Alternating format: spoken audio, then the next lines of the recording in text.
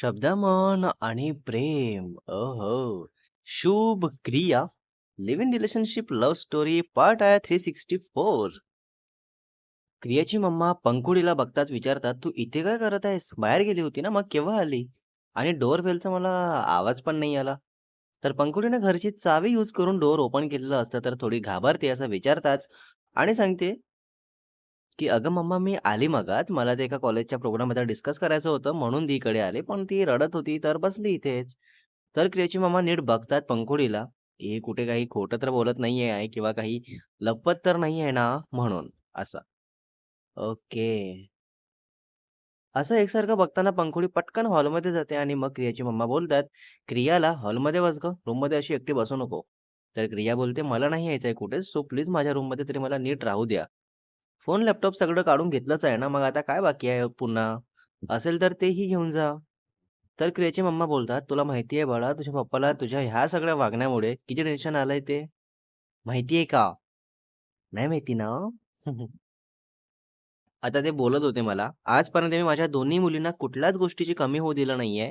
जिथे बोट ठेवले ते आणून दिलंय आणि मी त्यांच्याकडून कुठल्याच गोष्टीची फार काही अपेक्षा पण केली नाही, की माझ्या मुलीने हेच करावं, तेच करावं." मीन्स स्टडीमध्ये असेल किंवा लाईफस्टाईलमध्ये चेंजेस असेल किंवा स्वतःचा करियर बघण्यामध्ये असेल.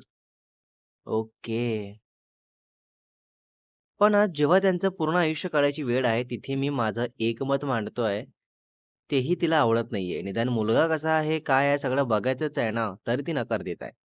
आणि माझ्याबद्दल किती काय वाईट निगेटिव्ह विचार करत असेल काय माहिती. पण आजपर्यंत केलेलं सगळं विसरत गेली ती. क्रियाने पप्पाचं काही केलेलं विसरलं तर नसेल. तर क्रिया बोलते, "मम्मा, मी पप्पाची एकही गोष्ट विसरली नाहीये. पण तू स्वतः विचार कर ना, आपण आपल्याच मनाशी कसं आणि किती खोटं वागायचं? आणि माझ्या तरी मनाला हे कुठेच पटत नाहीये. मग कसं काय मी स्वतःला समजावून सांगू आणि इतर मुलाला बघू? मी ऑफिसमध्ये सुद्धा इतक्या मोठमोठ्या कंपनीच्या सीईओला भेटते, ओनर्सला भेटते, पण कधीच कोणाबद्दल काही वाटलं नाही मला. कारण माझ्या मनात ती जागा ऑलरेडी बुक्ड आहे. पार्टनर हा एकदाच मनात बसतो मम्मा आणि तो पार्टनर म्हणून शुभ ऑलरेडी बसलेला आहे. म्हणून मी 100 माणसांमध्ये जरी काम करत असेल आणि इव्हन दिवस-रात्र जरी काम करत असेल, तरी मला कोणाबद्दल काहीच वाटणार नाही. करेक्ट. खरं प्रेम आहे. तर क्रियाची मम्मा बोलतात, "मग तुला इतकाच विश्वास आहे तुझ्या मनावर, तर ते तुझे पप्पा ज्या मुलाला भेटायला सांगतात, त्याला भेटून घे ना. मग तुझ्याकडे चान्स आहे. लाइक त्यानंतर तुझे पप्पा शुभला भेटतील." तर क्रिया बोलते, "नाही मम्मा, मी काय बोलली ते तू नीट ऐकली नाही वाटतं. मी कामासाठी बोलते सर्वांना आणि त्याच हेतूने भेटते बोलते. पण तुम्ही कोणत्या कामासाठी बोलत आहे ते बघा ना. ज्या बाबतीत माझ्या मनात ऑलरेडी गोष्ट बुक्ड आहे शुभच्या नावाने, तर ती परत गोष्ट का करू मी दुसऱ्यासाठी? कोणासाठी आणि का माझी लॉयल्टी ब्रेक करू? आणि का स्वतःच्याच नजरेत खाली पडू?" अगदी बरोबर. तर क्रियाची मम्मा शांतच बसतात कारण त्यांना पण हे सर्व बोलणं पटत असतं. पण क्रियाच्या पप्पासाठी त्यांचं असं वागणं सुरू असतं. आणि मग ते तसं चालले जातात आणि क्रिया फ्रेश होते आणि हॉलमध्ये बसते. तर पंखोडी येते क्रियाजवळ. तर क्रिया हळूच बोलते पंखोडीला, की "शुभला मेसेज कर आणि मी सांगते ते बोल तू. तूच टाइप कर आणि तो काय बोलतो ते सांग मला. ओके?" "हां, हां. ठीक आहे." म्हणजे मम्माला डाऊट नाही येणार. तर पंखुडी हो बोलून शुभला हाय जीजू म्हणून मेसेज करते आणि मेसेज येताच शुभ लगेच रिप्लाय करतो. तर क्रिया सांगते, "तू टेन्शन घेऊ नको. मी ठीक आहे आणि तू सांगितलं तसं बोलून झालं आहे. पण याबाबतीत पप्पा खूप हट्टी आहेत. त्यामुळे वेळ लागेल." ते काय ऐकायच्या मनस्थितीतच नाही आहेत.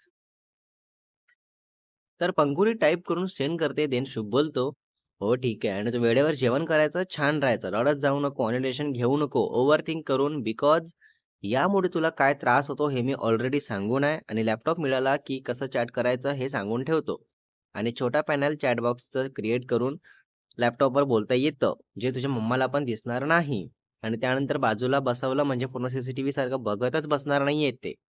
नॉर्मली स्क्रीनकडे बघतील आणि तसंच परत आपला फोन बघतील किंवा जे काम करत असेल ते करतील. ओके. हां, ठीक आहे. क्रिया बोलते, "हो, ठीक आहे आणि घरी जाणार आहे तू की तिकडेच थांबणार आहे?" तर शुभ सांगतो, "घरी जाणार आहे आता काही वेळाने आणि तू यायच्या दिवशी सकाळी येतो इकडे."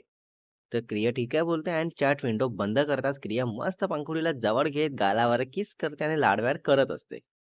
इतक्यात क्रियाचे पप्पा हॉलमध्ये येतात. तर तसंच बघतच बोलतात, की "पंकू, आज कोणाचं तरी तुझ्यावर जास्तच प्रेम उतू चाललंय, असं नाही वाटत का?" तर पंखुडी बोलते, "नाही हो पप्पा, मला ती नेहमीच असंच प्रेम करते. तुम्हीच आज फर्स्ट टाईम बघितलं वाटतं, म्हणून तुम्हाला असं वाटलं."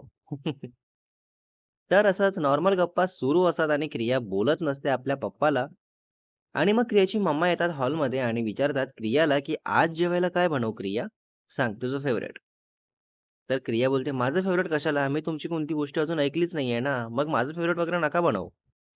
तर क्रियाचे पप्पा बोलतात, "ते सगळं ऐकणं किंवा न ऐकणं नंतर येतं, पण माझ्या मुलीच्या हॅपीनेससाठी आधी येतात. तर सांग, मम्माला काय खायचं आहे आज तुला?" तर क्रिया सांगते, "मला आधी माझा फोन हवाय, त्यानंतर माझं कशात काही लक्ष लागणार नाहीये.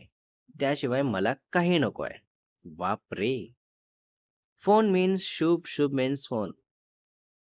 तर क्रियेचे पप्पा बोलतात, "हे बघ बेटा, जेवढं तुझ्यासोबत नॉर्मल आणि चांगला वागायचा प्रयत्न करतो, तेवढं जास्त तू तुझी डिमांड वाढवत आहेस. सो हे नको करू. घरात असं वादविवाद घालून, रूड बोलणं, वागणं चांगलं नाहीये. 4 लोकं आहे आपण घरात आणि कोणत्याच गोष्टीची काहीच कमी नाहीये. मग तरी असं घरातील वातावरण खराब करणं काही अर्थ आहे का?" तर क्रिया बोलते, "जाऊ द्या पप्पा, मला काही नाही बोलायचं आहे, कारण परत काही बोलणार, मग तुम्ही त्यावर बोलणार. असं करून आर्ग्यू होत राहील. सो मम्मा तुला जे वाटतं ते तू बनवून घे. मला झोप आली आहे, सो मी जाते रूममध्ये." बापरे! क्रिया हे सर्व बोलतच हळूच पंखुडीकडून फोन घेते आणि तसंच लपवून रूममध्ये चालली जाते आणि कोणाला काही कळत पण नाही आणि मग रूममध्ये जाताच डोअर बंद करते आणि शुभला मेसेज करते. तर शुभ लगेच रिप्लाय करत बोलत असतात दोघेही. फायनली.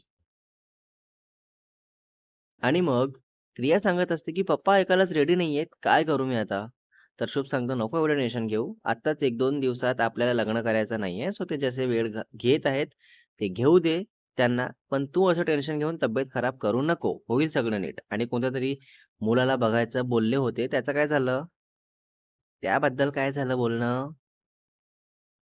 तर क्रिया बोलते, "काय झालं म्हणजे? मी नकार दिलाय आणि मी का बघू कोणत्याही मुलाला? तुला सोडून इतर कोणालाही त्या नजरेने नाही बघू शकत मी. आणि असं कोणाच्या पुढे पण नाही जाऊ शकत मी, कळलं का?" तर शिव बोलतो, "हो बेबी, हे माहिती आहे मला. पण ते शांत बसलं का यावर, की पुन्हा काही सुरूच आहे त्यांचं बघायचंच म्हणून." तर क्रिया सांगते, "मी बघणार नाहीये, हे फायनल बोलून आहे मी. सो त्यांचं सुरू असू दे किंवा बंद असू दे. मला काही नाही करायचंय आणि मुळात मला कोणाशी काही करायचंच नाहीये. तर मी का बघू किंवा भेटू कोणाला?" हां, बरोबर आहे. अँड देन शुभ बोलतो, "हो, बरोबर आहे तुझं आणि ऐक, माझी तिकीट कन्फर्म झाली आहे. उद्या नाही परवा ट्रेन आहे माझी. अग्रीमेंट करून यायचं आहे आणि मग सेटलमेंट करू." तर क्रिया बोलते, "काय? आपली भेट कधी होईल? कशी होईल? मुंबईला जाताना मी तुला नीट भेटून हक पण करू शकणार नाही आहे का बेबी? प्लीज असं नको करू ना. 2-3 डेज जातील तुझे तिकडे आणि मी इथे. ओह गॉड! प्लीज काहीतरी करा आणि आम्हाला एकत्र करा. प्लीज मी नाही राहू शकणार आहे असं शुभला सोडून. प्लीज."